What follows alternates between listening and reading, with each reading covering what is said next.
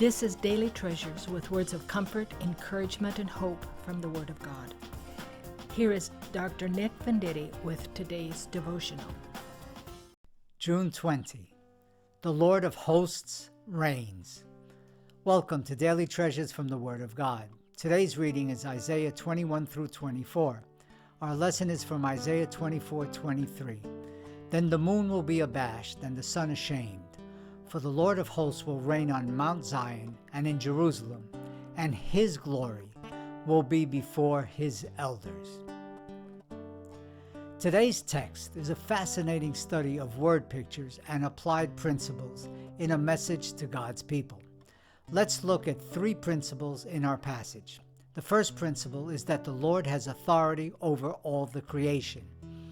The first word picture has to do with the moon and sun, which is part of God's created order. Throughout the Bible, he is recognized as the one who created and the one who sustains creation. In our text, the moon and sun are portrayed as hiding before the grandeur of the Lord. The previous two verses have to do with God's judgment over the hosts of heaven on high and the kings of the earth. God is the sole creator of both the invisible and visible realm. All of the created order is awaiting his judgment, for he reigns even in the midst of what appears to be chaos. The next principle is that the Lord has authority over Mount Zion and Jerusalem. Zion is the place of God's presence. However, we know that it is not just limited to a physical place. Jerusalem represents God's city. In the book of Revelation, Jerusalem is transformed into a new city in which God and the Lamb are present with the people of God.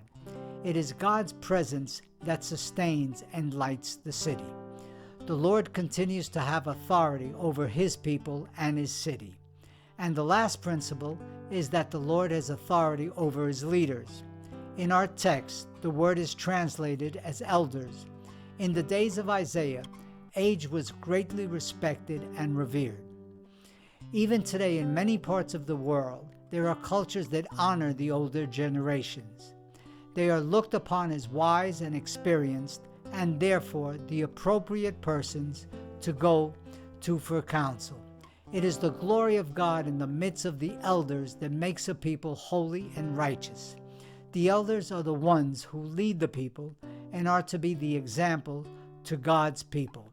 As they fear God, so should the people of God. In summary, the Lord has authority over the creation. The Lord has authority over Mount Zion and Jerusalem. And finally, the Lord has authority over his leaders.